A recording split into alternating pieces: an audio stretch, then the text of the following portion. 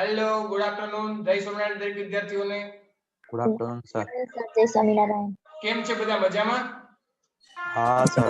તમે? ચાલો આજે જો હજી આપણે રિસેન્ટલી હમણાં એસી કરંટ ચેપ્ટર આપણે ફિનિશ કર્યું અને એમસીક્યુ સેશનમાં આપણે એના ઘણા બધા એમસીક્યુ પણ સોલ્વ કર્યા છે મને જ્યાં સુધી યાદ છે ત્યાં સુધી. બરાબર? Yes or no? Yes sir. કેટલા એમસીક્યુ આપણે સોલ્વ કર્યા છે? કોઈ મને કહેશે? If you remember, tell me. 60 પૂરા કર્યા. પૂરા થઈ ગયા. હવે એમાં ટ્રાન્સફોર્મર ના એમસીક્યુ બાકી છે. કયા કયા બાકી છે એ મને નંબર તમે ખાલી કહેજો. બરાબર? હું તમારી સાથે શેર કરું છું ક્વેશ્ચન.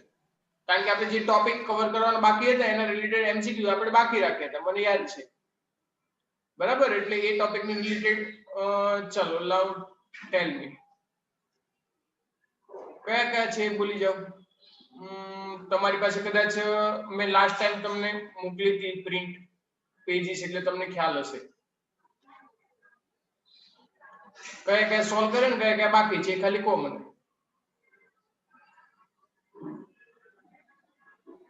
સર લાસ્ટમાં હતા નીચે. નીચે તો ઓકે. 1 minute, sorry. બોલો કયા કયા હતા? સર 45. Okay 1 minute. હા,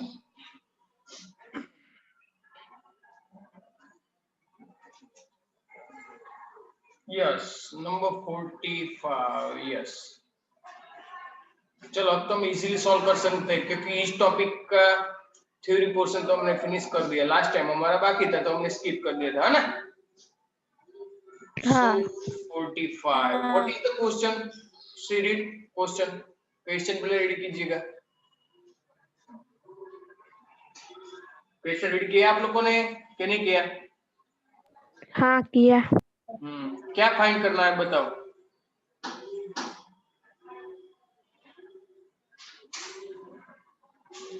विद्युत प्रवाह.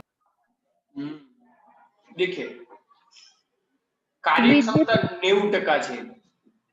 બરાબર છે? ટ્રાન્સફોર્મરની કાર્યક્ષમતા કેટલી છે? 90%.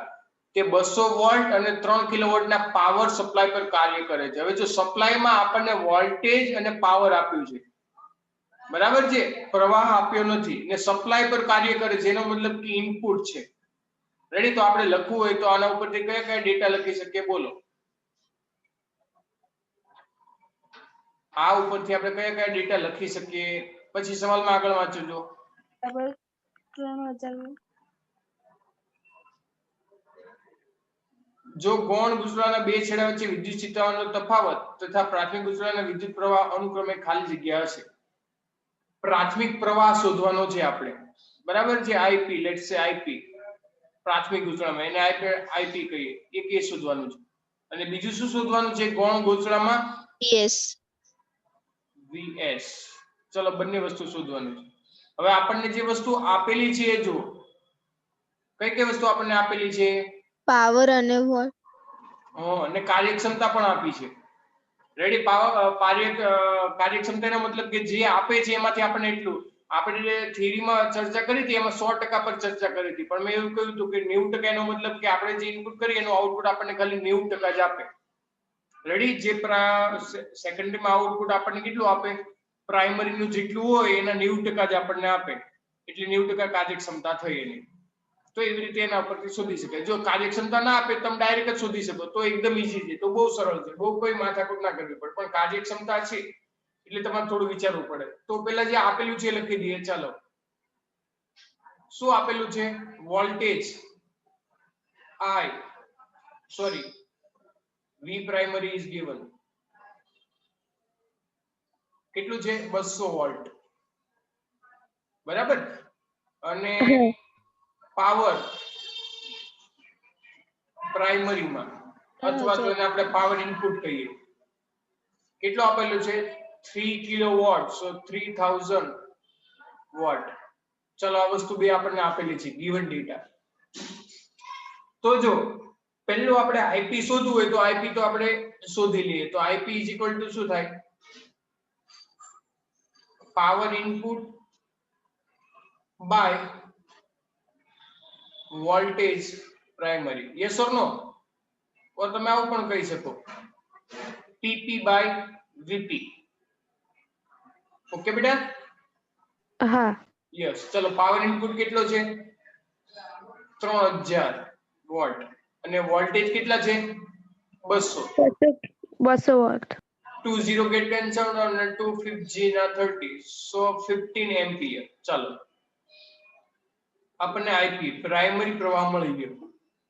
હવે આપણને એવું કહ્યું છે કે 90% કાર્યક્ષમતા છે, એનો મતલબ કે જે ઇનપુટ આપ્યું એમાંથી આઉટપુટ ખાલી 90% આવે છે.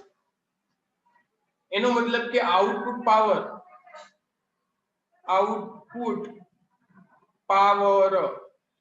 PO is equal to 90% of input power PI. That is, if you rewrite, તો બીજી રીતે લખવું હોય તો શું લખી શકીએ? P secondary is equal to 90%, એટલે 90 divided by 100 એટલે 0.9 multiply by PI or PP.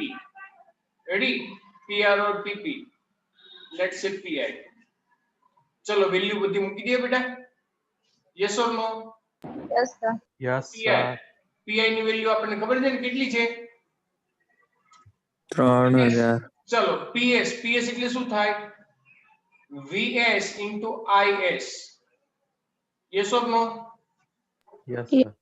Yes. And PI we know કેટલો આપેલું input power? 0.9 into 3000. Input power આપણને આપેલું જ છે અને આપણને સેકન્ડરી વોલ્ટેજ શોધવાનું કહ્યું. જો VS we have to calculate. So VS ને સબ્જેક્ટ કરી દો. So 0.9 into 3000 divided by IS. IS કેટલું છે? સેકન્ડરી પ્રવાહ આપ્યો છે. સેકન્ડરી પ્રવાહ આપણને આપ્યો છે. હેલો, અવાજ આવે છે? સાંભળો હા છો? સર. હા હા સર. સેકન્ડરી પ્રવાહ આપણને IS જોતો. IS ક્યાંથી મૂકશું? IS શોધવું હોય તો VS અને IS. ચલો IS તો છે નહીં. IS કઈ રીતે શોધાય?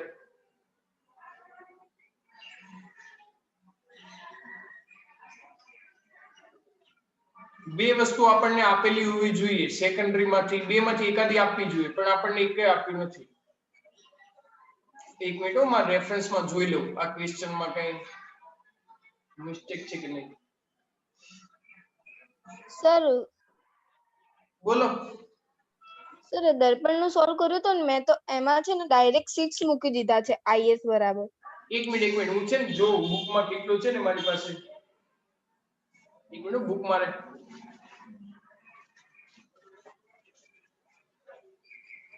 Hello sir. હા બોલ. સર હું યુટ્યુબ પર જઉં છું, મારે બહાર વારે ઘડે નીકળી જવાય છે સર. હા વાંધો નહીં હો. જો મને ચોપડામાં મેં કદાચ લખ્યા હોય ને MCQ હું જોઈ લઉં.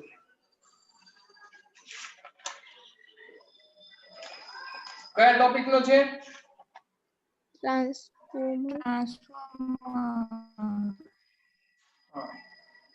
ટ્રાન્સફોર્મર 90% કાર્યક્ષમતા ને. યસ. 6 એમ્પિયર આપેલું છે. યસ. ચલો તો આપણે લખી દઈએ. સપોઝ ક્વેશ્ચનમાં ના આપ્યું હોય તો IS is equal to 6 ampere. પરીક્ષામાં આપેલું છે એટલે એવી ચિંતા ના કરશો. એટલે IS is equal to અહીંયા મારે કેટલા મૂકવા પડે? 6. તો ચલો સોર્ટ આઉટ કરો. કેટલું થાય જુઓ.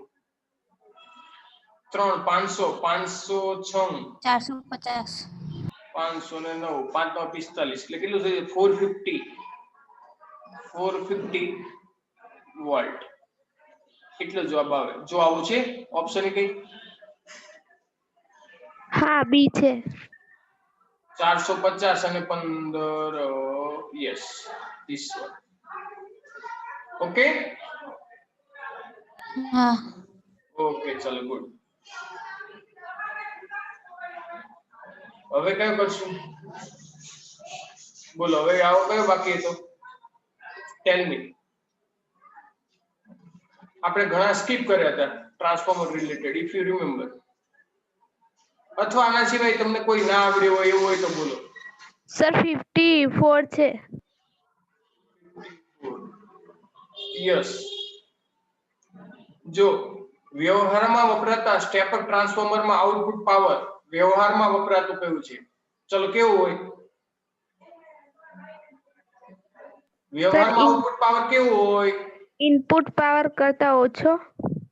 વ્યવહારમાં કયું છે? રેડી?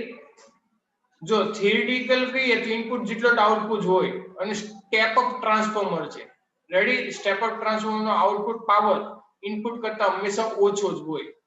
વ્યવહાર શબ્દ કયું છે એટલે થિયોરિટિકલ કયું હોય તો થિયોરિટિકલમાં બંનેમાં પાવર સરખો જ હોય. ઇનપુટ અને આઉટપુટ પાવર બંને પાવર સરખા જ હોય ઓલવેઝ.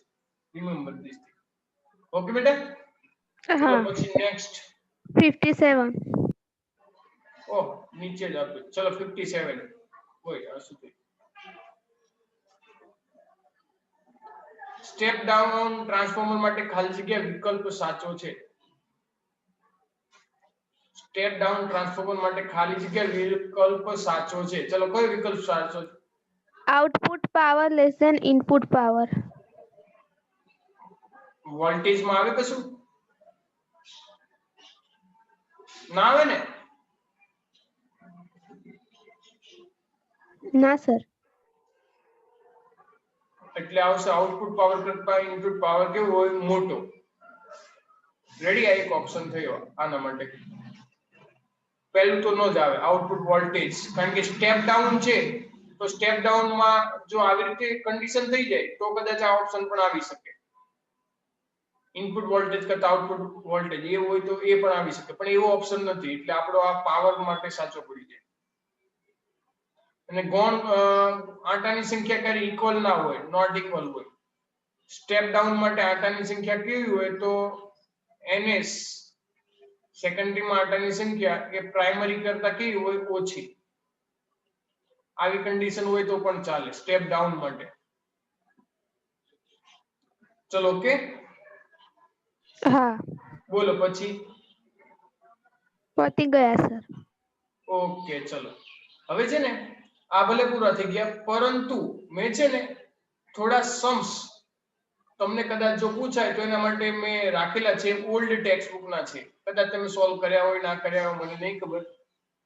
રેડી? એ સમ ઉદાહરણના છે, એમ સ્વાધ્યાયના છે, એમસીક્યુઝ છે, એ ઘણું બધું હું તમારી સાથે હમણાં શેર કરીશ. રેડી? એટલે તમે એ જોજો અને એ આપણે શેર કરીએ. રેડી? કદાચ સંજ્ઞા એકાદ બે અલગ છે, બાકી બહુ ડિફરન્સ નથી. ચલો જો તમને ક્વેશ્ચન દેખાય છે? હા સર. યસ ઓર નો? જો હા સર. હવે એમાં એક ઉદાહરણ નંબર 11 જુઓ. ઓલ્ડ ટેક્સ્ટ બુક, બરાબર છે? હા. યસ. કદાચ આપણને પરીક્ષામાં પૂછાય અથવા તો આપણા ખ્યાલની બહાર રહી ના જાય એટલા માટે મેં લીધું છે ખાસ.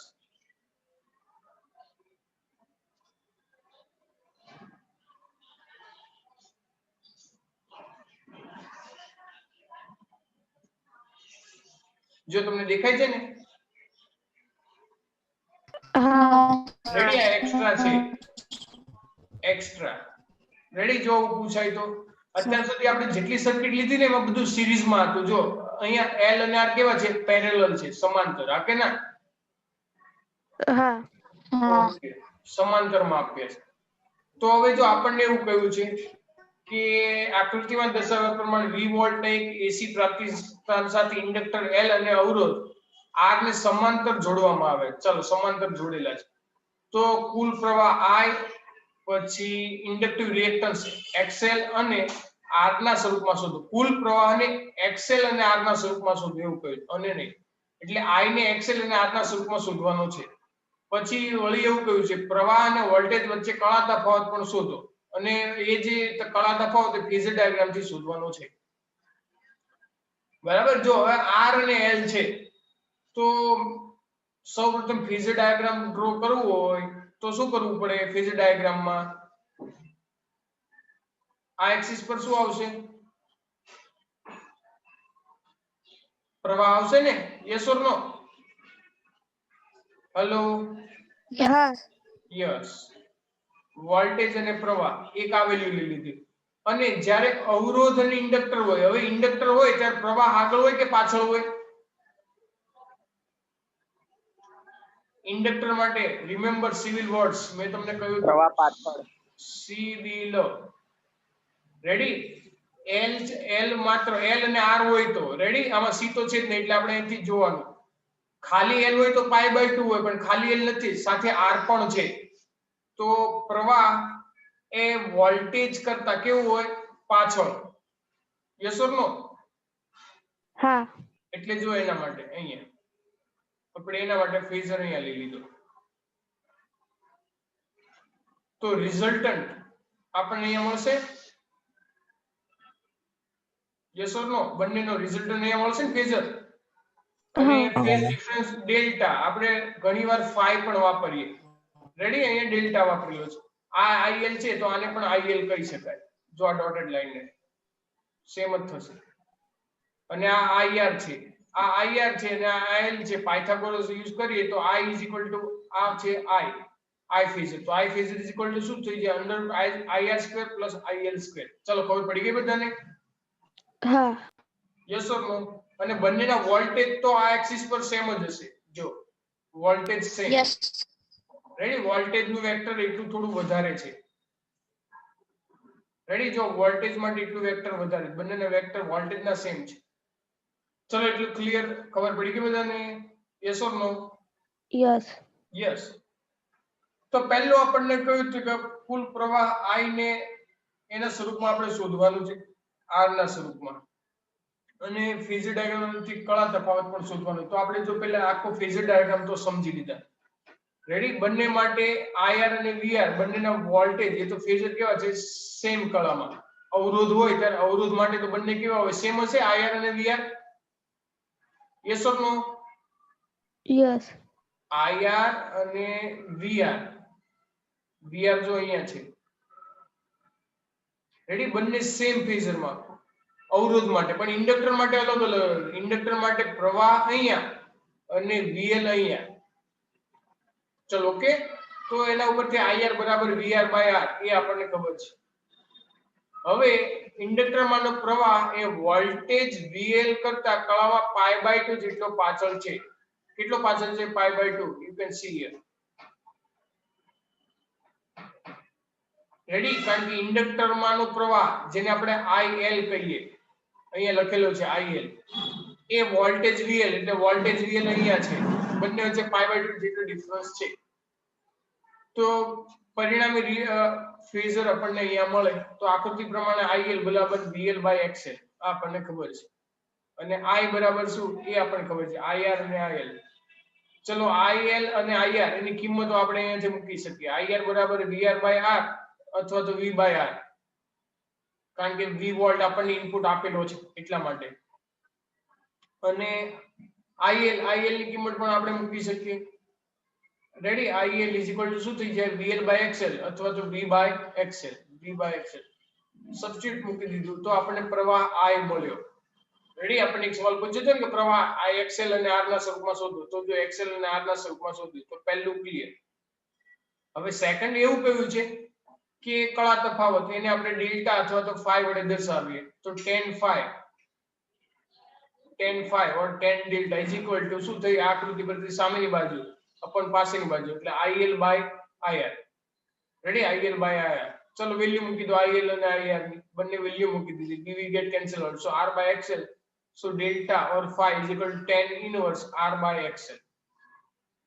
રેડી. ડેલ્ટા અથવા તો phi બંને વચ્ચે કોઈ પણ એક કહી શકે. ચલો આવડે બેટા આવું? હા. રેડી. જો આ LR છે, LC હોય તો આવું નવું સેમ કરી શકાય? હા કે ના? હા. L ની જગ્યાએ શું કરવું પડે? C. તો એ કમ્પોનન્ટ ક્યાં આવી જાય? C વાળો કમ્પોનન્ટ ક્યાં આવી જશે? તો ઉપરની બાજુ આવી જાય.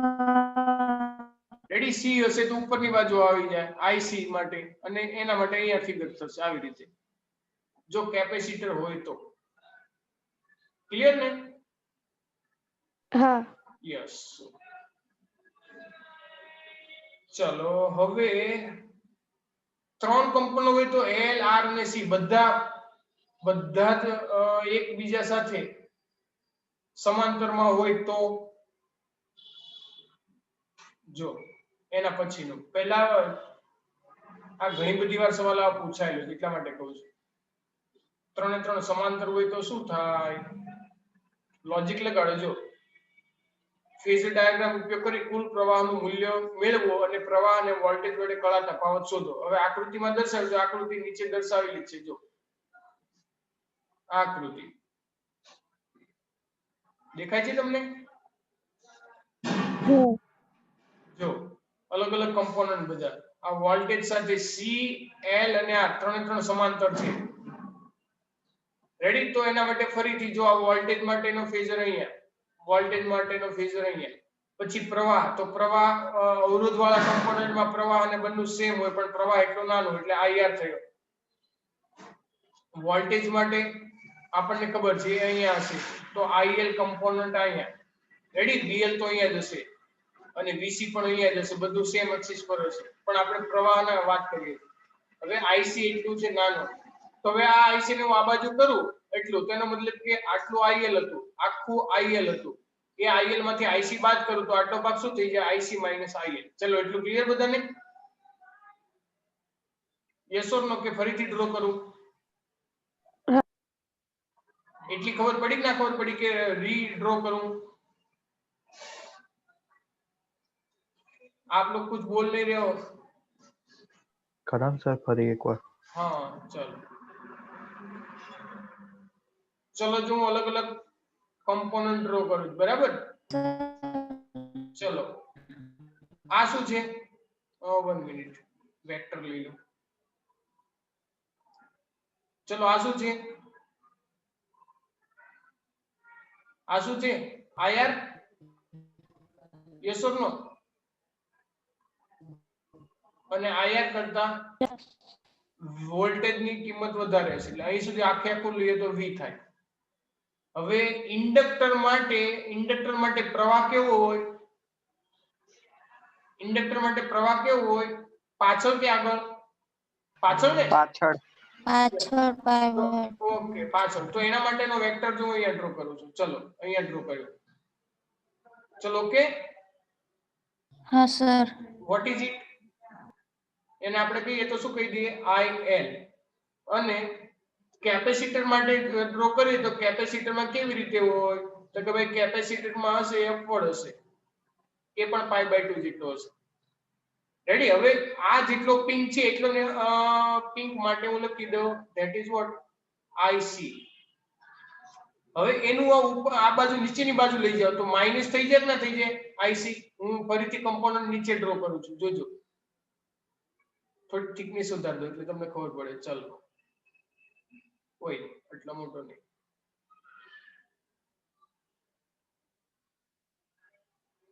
ચલો સપોઝ એટલો વેક્ટર મેં લઈ લીધો. રેડી? એનું એ જ વેક્ટર છે બટ મેં અલગ રીતે કર્યું.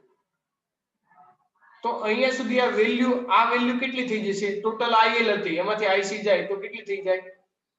IL minus IC. ચલો અહીં સુધી એની વેલ્યુ આવી ગઈ અને આ IL VL તો બધાને કોમન છે તો રિઝલ્ટન્ટ કઈ બાજુ જાય? રિઝલ્ટન્ટ કઈ બાજુ જશે? नीचे की तरफ. અહીંયા આવશે ને? नीचे. અને ફેઝ ડિફરન્સ phi ઓર ડેલ્ટા. રેડી? phi ઓર ડેલ્ટા. જો આ ડેલ્ટા લખ્યું છે ઓલ ટેક્સ્ટમાં ડેલ્ટા જો આમાં phi છે. ચલો હવે સોલ્વ કરી શકીએ આપણે? Yes or no? Yes. હવે ઈઝીલી સોલ્વ થશે. ચલો કોણ સોલ્વ કરાવશે? હવે પ્રવાહ શોધવાનો છે ને આપણે. તો પ્રવાહ I બરાબર શું થઈ જશે? અંદર IR² plus IL minus IC. આ પાયથાગોરસ પરથી કરેલો. જો આટલો IR અને આ IL માઈનસ IC આ બાજુ જેટલું છે એટલું જો અહીંયા લઈ શકું.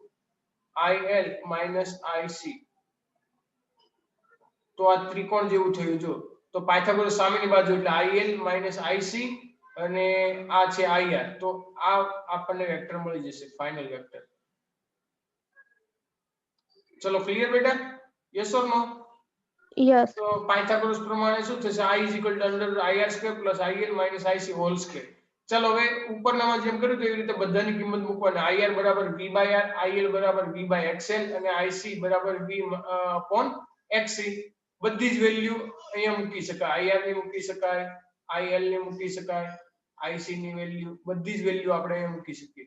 ચલો મૂકી દઈએ તો આપણું જે સમીકરણ છે I બધામાંથી V કોમન એટલે V કોમન લઈ લઈએ. રેડી? V સ્ક્વેર થશે પણ V કોમન એટલે અંડર રૂટ થાય એટલે V વધશે ખાલી. અને અહીંયા 1 by r સ્ક્વેર, અહીંયા 1 by xl minus 1 by xc whole square. તો આપણને I મળી ગયો. આવો હવે tan ડેલ્ટા અથવા તો tan phi એટલે સામેની બાજુ upon પાછળની બાજુ. સામેની બાજુ કેટલી છે? IL minus IC by r IR. ચલો એ વેલ્યુ મૂકી દઈએ તો આપણને એ પણ મળી જશે. તો એના ઉપરથી tan phi or tan delta is equal to 1 by r છે ઉપરની સાઈડ જતું રહેશે. So 1 by r એટલે 1 by 1 in root in bracket 1 by xl minus 1 by xc. તો આવું આપણને મળ્યું. ચલો ખબર પડી ગઈ બેટા? આ સમાંતર માટે મળ્યું. શેના માટે? સમાંતર L C અને R. શ્રેણી માટે ટેક્સ્ટ બુક માં આપ્યું છે ને? હા ચલો આવડે છે બેટા? હા પહેલા 4 માર્ક્સ માં સમ પૂછાતો હતો. કેટલા માર્ક્સ માં? 4 સારું કહેવાય ને 4 માર્ક્સ માં તો. હા ઓકે ચલો. So I have to clear this drawing. ચલો હવે શું કરશું? જો LC દોલન એ બધું તો આપણે કર્યું છે.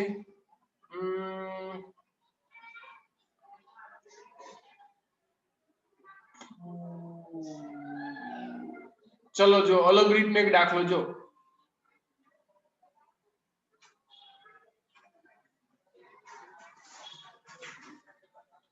ઉદાહરણ નંબર 14.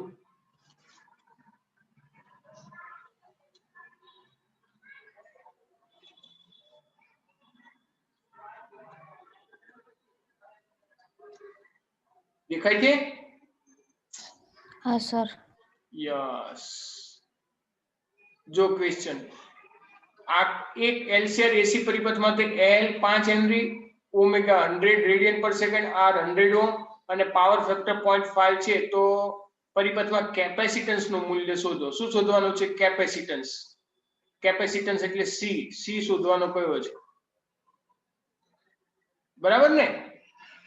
હા યસ. કેવી રીતે શોધી શકાય બોલો?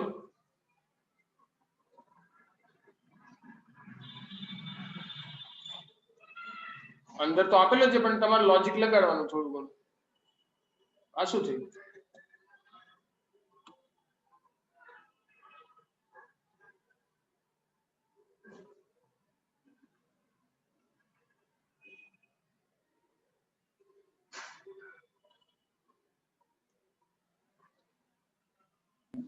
cos phi બરાબર r upon z થાય ને? પછી n પરથી એક મિનિટ યસ આ બધું ક્લિયર કરી દો.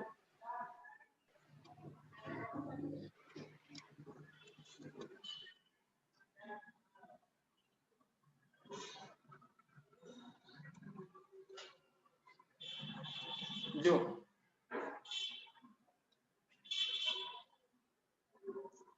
હવે તમને ક્લિયર દેખાશે. થોડી સ્ક્રીન મોટી કરી, પેલો અક્ષર નાના આવતા હતા ને એટલા માટે.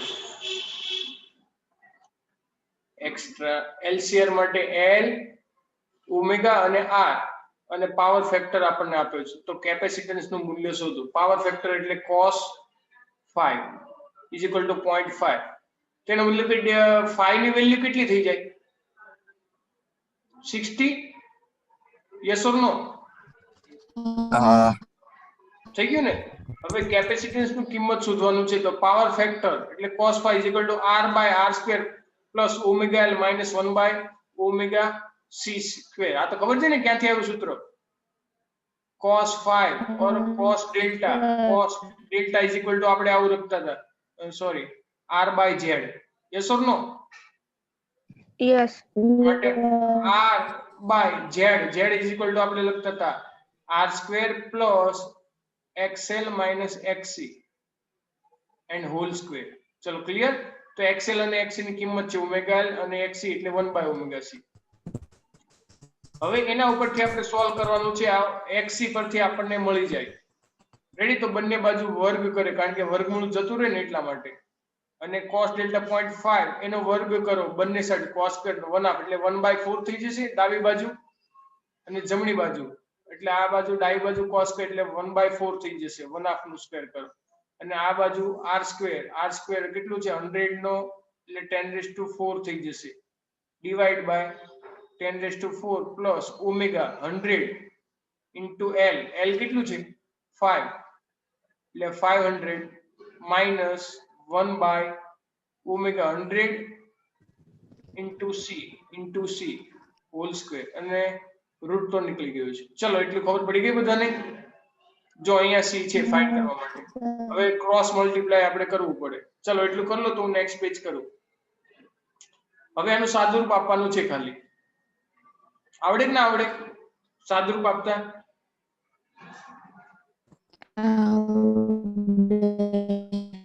ઓકે ચલો. So let's clear all the things and change the page. જો આપી દીધું સિમ્પ્લિફિકેશન. તમે આનાથી શોર્ટકટ રીત તમને આવડતી હોય તો તમે શોર્ટકટ રીતે પણ સોલ્વ કરી શકો.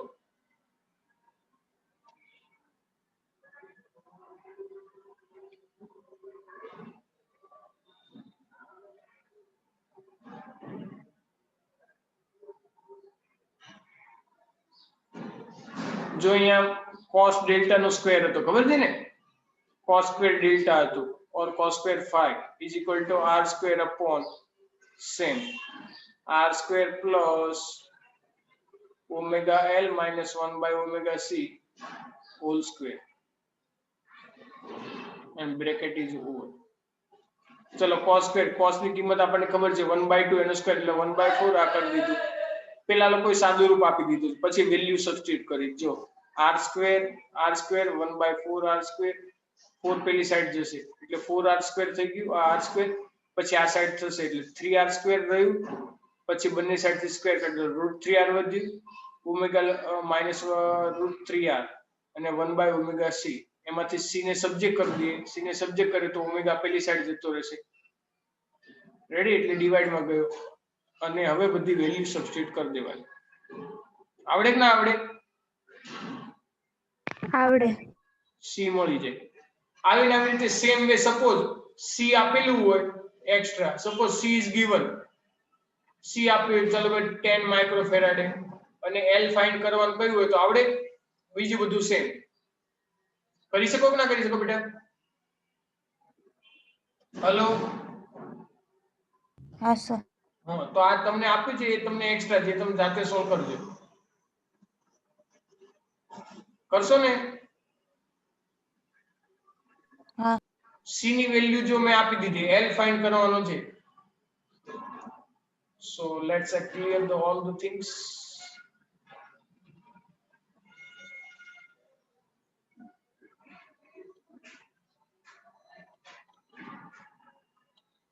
Oh.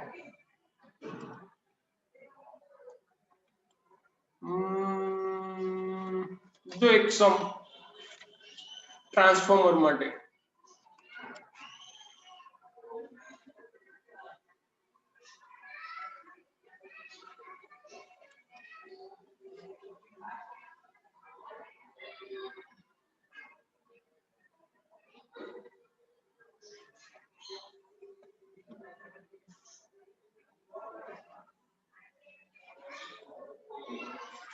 જો એક જ ટ્રાન્સફોર્મરમાં ઘણું બધું આપણને પૂછ્યું છે, ઘણા બધા સવાલો પૂછ્યા છે, તમે જોઈ શકો છો કે નહીં દેખાતા? દેખાય છે. શું છે સવાલ? જુઓ તો.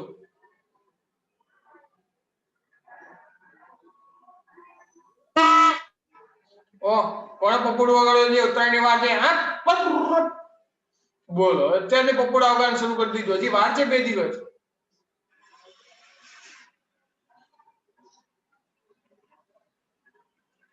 ઉદાહરણ નંબર 15. આપણે તો એક્સ્ટ્રા જ છે ઉદાહરણ નંબર કે જે હોય. એક આદર્શ સ્ટેપ અપ ટ્રાન્સફોર્મર માં ઇનપુટ વોલ્ટેજ આપ્યો છે અને ગૌણ ભૂસરણમાં પ્રવાહ આપેલો છે. ટ્રાન્સફોર્મેશન ગુણોત્તર, હવે ટ્રાન્સફોર્મેશન ગુણોત્તર આપણે ટેક્સ્ટબુકમાં નથી પણ એને R વડે દર્શાવાય ટ્રાન્સફોર્મેશન ગુણોત્તરને. Ready? R is equal to થશે NS બાય NP. રેડી? એટલું યાદ રાખજો. આ એક્સ્ટ્રા જે transformation ratio NS by NP એટલે સેકન્ડરીમાં જે આંટાની સંખ્યા અને પ્રાઇમરીમાં આંટાની સંખ્યા એનો જે ગુણોત્તર લો તો ટ્રાન્સફોર્મેશન રેશિયો મળે. અને આ R ને આપણે વોલ્ટેજના સ્વરૂપમાં પણ લખી શકીએ VS બાય VP. એટલે કે પ્રાઇમરી તમે વોલ્ટેજ કેટલો આપો છો અને આઉટપુટ તમને કેટલો મળે એના ટ્રાન્સફોર્મેશન રેશિયો કહેવાય.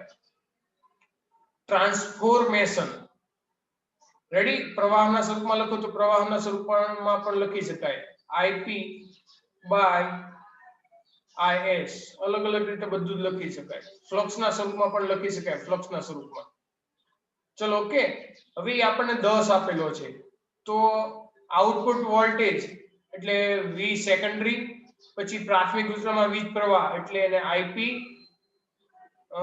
પછી ઇનપુટ પાવર એટલે PI અને આઉટપુટ પાવર PO. આટલી વસ્તુ ગણવાની છે 1 2 3 4. ચલો ટ્રાન્સફોર્મેશન રેશિયો આપે એટલે એના પરથી NS બાય NP બરાબર 10. તો આપણે વોલ્ટેજ સાથે કરી શકીએ એટલે અહીંયા શું લખી શકીએ VS VP R. રેડી? કારણ કે NS બાય NP એને R પણ કહેવાય કે ના કહેવાય? Yes or no? Yes. Ready? આ બંને સૂત્રો પરથી તમારે લખવું હોય તો શું લખી શકો? આ બંને સૂત્રો ઉપરથી આ બંને ભેગા કરો તમે આ લખી શકો. જો રેડી? એપ્સિલોન લખો અથવા તો વોલ્ટેજ લખો, બંને લખી શકાય. તો વેલ્યુ જો ટ્રાન્સફોર્મેશન રેશિયો 10 છે અને પ્રાઇમરી વોલ્ટેજ 110 વોલ્ટ આપણને આપેલો છે 110. તો ઇનપુટ વોલ્ટેજ આપણને મળ્યો 1100 વોલ્ટ. એક વસ્તુ મળી ગયું. રેડી? હજી આપણને ઇનપુટ પાવર આઉટપુટ પાવર એવું બધું શોધવાનું કહ્યું છે પરંતુ પ્રાઇમરીમાં પ્રવાહ શોધવાનો કહ્યું છે આપણને. રેડી? આપણને જો વોલ્ટેજ તો VS તો મળી ગયો, VS અથવા તો એપ્સિલોન હશે. તો input power is equal two output power, કારણ કે આદર્શ સ્ટેપ અપ ટ્રાન્સફોર્મર છે. કેવું છે? આદર્શ માટે ઇનપુટ ને આઉટપુટ પાવર કેવા હોય? એક સરખા. Yes or no? PI Yes. Is equal to PO. એક સરખા હોય એ મને ખબર છે આદર્શ માટે. રેડી? તો એના પરથી IP ને કરતા બનાવી દો એપ્સિલોન બાય એપ્સિલોન P અથવા તો VS બાય VP. રેડી? એને R પણ કહેવાય તો એટલે તમે R ઇન્ટુ IS લખી દો તોય ચાલે. R કેટલું છે? 10 અને IS આપણે સેકન્ડરી પ્રવાહ જો અહીંયા આપેલો છે કોણ દૂસરામાં IS is given. So 10 into 10 એટલે 100 થઈ ગયું. આના ઉપરથી ડાયરેક્ટ કરી શકો તમે. હવે ઇનપુટ પાવર ને આઉટપુટ પાવર એ શોધવાનું આપણને કહ્યું છે. ઇનપુટ પાવર ને આઉટપુટ પાવર તો બંનેની કિંમત સેમ જ આવે કારણ કે આદર્શ છે એટલા માટે. તમે બંને કિંમતો મૂકો તો તમને સેમ જ મળશે 11000 વોટ અથવા તો 11 કિલોવોટ. ચલો ઓકે. હા. અને સપોઝ એવું કહ્યું કે ટ્રાન્સફોર્મેશન ની કાર્યક્ષમતા રેડી R બરાબર આપણને આપેલું હોય 0.3. રેડી? અથવા તો તમે એને શું કહી શકો 30%. તો આના ઉપરથી પણ શોધી શકો. આટલું એક્સ્ટ્રા તમને આપી દીધું હોય તો આના ઉપરથી બાકી બધું તમે કરી શકો. ઓકે? બોલો, કોઈને સવાલ પૂછો તો ને? છે કોઈને? ટાઈમ થાય કહેજો, મને ખબર નથી ટાઈમ શું થયો છે. 2:15, 2:16. ઓકે, તો વાંધો નહીં, હજી છે આપણી પાસે ટાઈમ.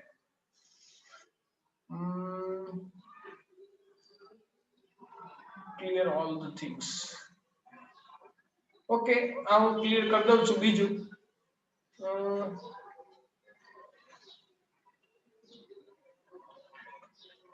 જો આમાં થોડો MCQ છે એ છે ને, તમે એવું લાગે ને તો સ્ક્રીનશોટ લઈ લો.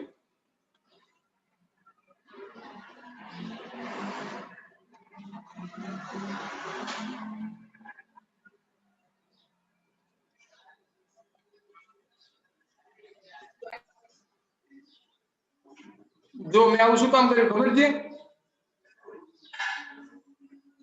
હલો, તમારો સ્ક્રીનશોટ મોટો આવે ને એટલા માટે.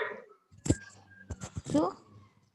સ્ક્રીનશોટ બરાબર આવે ને એટલે લઈ લો. ચાલો સ્ક્રીનશોટ લઈ લીધો. ઓકે, ચાલો નેક્સ્ટ લઈ લો.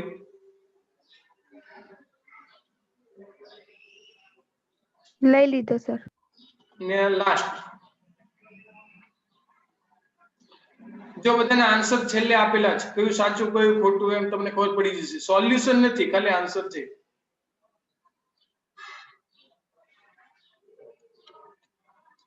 Okay, so let's I stop to stay. Yes. જો આવી રીતે આપણે આ ચેપ્ટરમાં આ જે થર્ડ લેક્ચર હતો, કદાચ થર્ડ હતો ને, એમસીક્યુ માટે કેટલામો લેક્ચર હતો આપણો?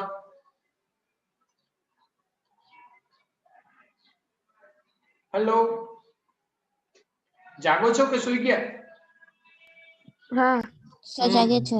તો કદાચ આપણે ચોથો. આજે જો એમસીક્યુ માટેનો થર્ડ લેક્ચર જોયો, વધારે એક્સ્ટ્રા જોયો અને થોડા સમ પણ કર્યા આપણે. રેડી, ઉદાહરણના ગણાવ્યા, થોડા એમસીક્યુ પણ તમને સોલ્વ કરવા માટે બીજા 20-25 જેટલા આપ્યા. એટલે આ ચેપ્ટર કરજો એટલે આ ચેપ્ટર તમારે કમ્પ્લીટ થઈ જાય. બરાબર? હા. હા સર. ઓકે, ચલો આ સાથે આપણે રેગ્યુલર આ ચેપ્ટર એમસીક્યુ સેશન પણ પૂરું કરીએ છીએ. આપણે યુટ્યુબ ને રેકોર્ડિંગ સ્ટોપ કરીએ, પછી થોડી ગોસિપ વાતો કરીએ. ચલો દરેક વિદ્યાર્થીને બાય બાય, જય સ્વામિનારાયણ. Bye sir. જય સ્વામી.